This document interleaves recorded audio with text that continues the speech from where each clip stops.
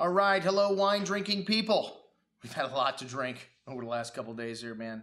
It's really hard to keep up with me. I know somebody mentioned the other day their wife looked at what I drank yesterday and said, "Oh my God, he didn't drink all that yesterday." Well, no, it takes me a couple days sometimes, to get through as many wines around what I drank yesterday. But yes, some days I do taste 20 or 30 wines, folks. But hey, I spit them out before 5. After 5, swallow. Before 5, most of the time I'm spitting it out. There is a little bit of alcohol absorbed, but don't worry about me, folks. The doctor said my liver looks just fine. I'm a true specimen. All right, well, Anthony Panoni was in the other day, and he had some new wines from California. He's been trying to fill a void with that Eric Solomon loss in his portfolio, but some really good juice from this Banshee winery, another ex-employee of Eric Solomon. Surprise, surprise. I guess few people have parted ways with Eric. He's got a new distributor down here, but enough with him. We've got some interesting California wines with some brightly colored labels to talk about.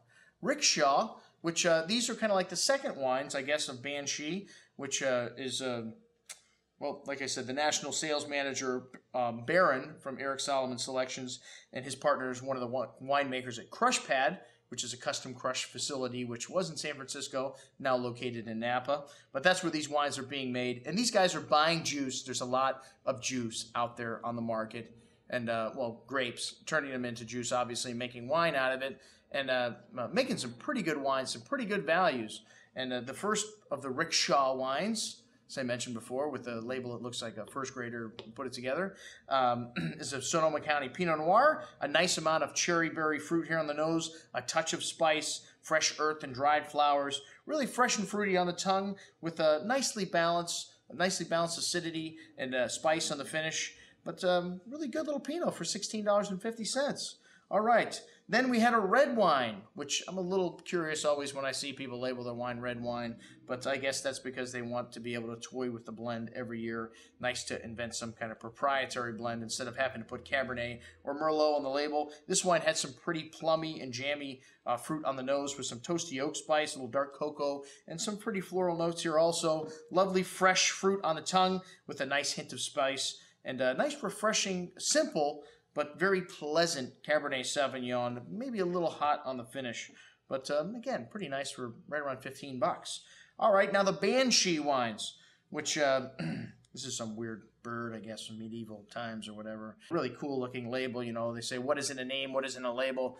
All important, I say, if you want to be broad scale distributed, but when you only make a few hundred cases like these guys, and the label really doesn't mean much. We really care about what's in the bottle. And these wines are really good. Once again, I like the Santa Lucia Highland wine a little better than the Sonoma wine, but both of them very nice. The Santa Lucia, to me, just had a little more to it, but the Sonoma wine had some lovely raspberry, red cherry fruit on the nose, made from 2 different sources, one on the Russian River, one of the vineyard sites on the Russian River, one on the Sonoma coast.